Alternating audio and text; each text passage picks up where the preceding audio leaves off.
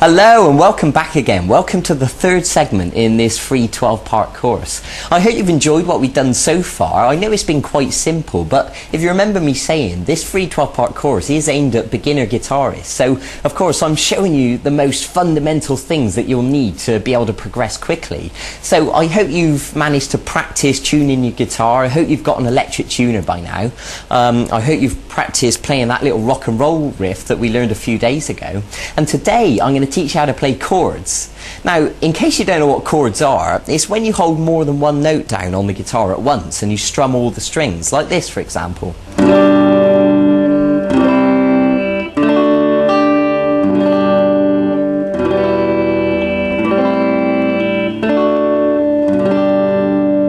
So that was just a few examples of some different chords, and of course the more chords you know, the more flexibility you're going to have to be able to play a variety of different songs. So I think it goes without saying that it's better to learn as many chords as possible, and then you really have got the ability to play more things. And especially if you're the sort of person who enjoys singing as well as playing, then chords are going to be brilliant for you because you'll be able to strum them whilst you sing over the top and it'll sound fantastic. But I want to start today by showing you three chords to begin with. I'm going to show you an E, an A, and a D chord. And these three are what I consider to be the most useful, the most widely used chords. So once you know them, you'll find that they crop up in lots of songs. So it's important that you get to know them right from the start. And then of course, as we progress, you'll learn more and more chords and, you know, we can go from there. But let's start simple. So I want to begin by showing you the E chord.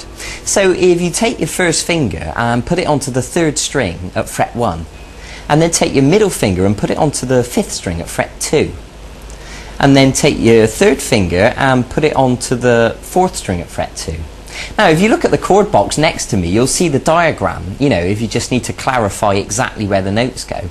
Now what I'm going to ask you to do is hold down with plenty of pressure and strum the strings. Now ideally all of those notes will sound nice and clear like that, but to be honest I'd be surprised if you get it sounding perfect straight away. It'd be perfectly normal if it sounded more like this at first. Now let me explain some common mistakes that people make when learning chords. What you need to do is make sure you're holding down with the tip of your finger with plenty of pressure, and you need to arch these fingers up, and the reason for that is because you want plenty of space underneath the fingers. What we don't want to happen is for the back of these fingers accidentally to touch the next string and obstruct the note. So when you pluck each of the strings with the plectrum, it should sound nice and clear like that. So if any of these notes sound incorrect, it's probably because you're accidentally touching one of the strings with the back of your fingers accidentally. Okay? So it might take a little bit of work and you'll need to shuffle your fingers around and get used to how to hold down the chord, but eventually you'll get it sounding nice and clear. So that's something to work towards. So the next chord I want to show you is the A chord, and it looks like this. So what I'm going to ask you to do is to put your first finger on the fourth string at fret 2, and the middle finger on the third string at fret 2, and then the third finger on the second string at fret 2. So they're all at fret 2, but unfortunately there's not quite enough room really to fit them all in. Ideally we'd like to get them right next to the fret, but in reality what happens is we end up using them at an angle like this, because that's the only way really to squash them in there. And of course everyone's hands are different.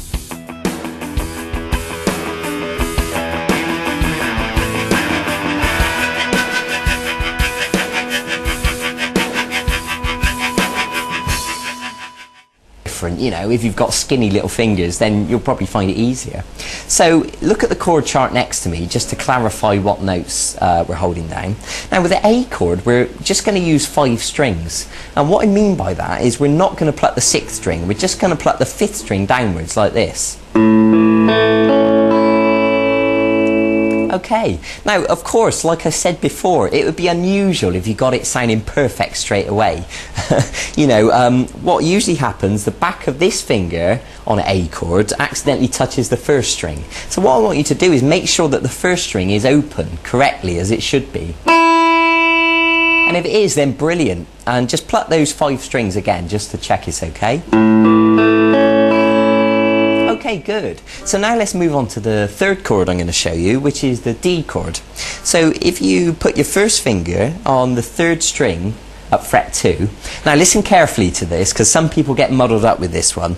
The middle finger goes onto the first string at fret 2, and then this third finger goes onto the second string at fret 3. Okay? Now the same thing applies, you know, arch these fingers up, hold down with plenty of pressure, and with the D chord we're just going to strum 4 strings. And what I mean is we're not going to pluck these 2 top strings. So 4, 3, 2, 1.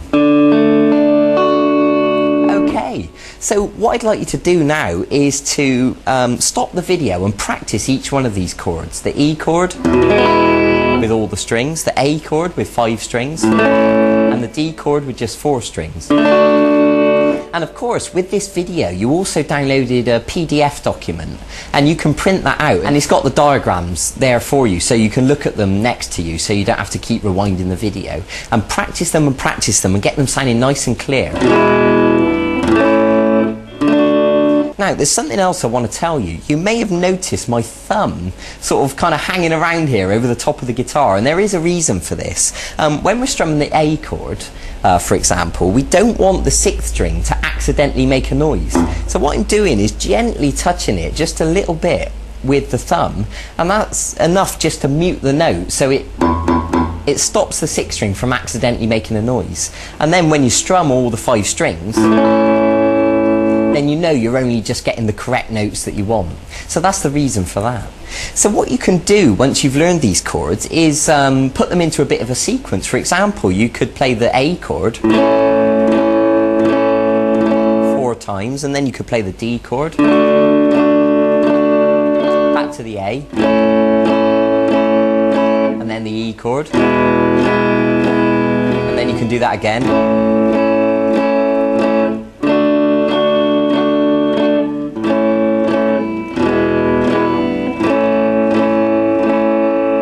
So you can begin practicing changing from one chord to the other, and you'll find that you'll get quicker and quicker at changing from shape to shape.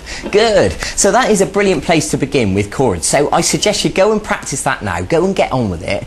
Get them sounding nice and smooth, nice and clean. Practice changing between the shapes. And I'll see you in a few days for the next segment of this e-course. And in the meantime, you can also go and look at the website and look at the archive, and you'll see all the songs that are there. And there's songs like Brown Eyed Girl by Van Morrison, which uses chords, or Oasis songs, or Jack Johnson, or a whole bunch of other stuff. So if you want to jump ahead of yourself a little bit, you can go and have a look and see if there's any songs you'd like to learn. That's fine by me. Okay, so go and get on with it. I'll see you then. Bye bye.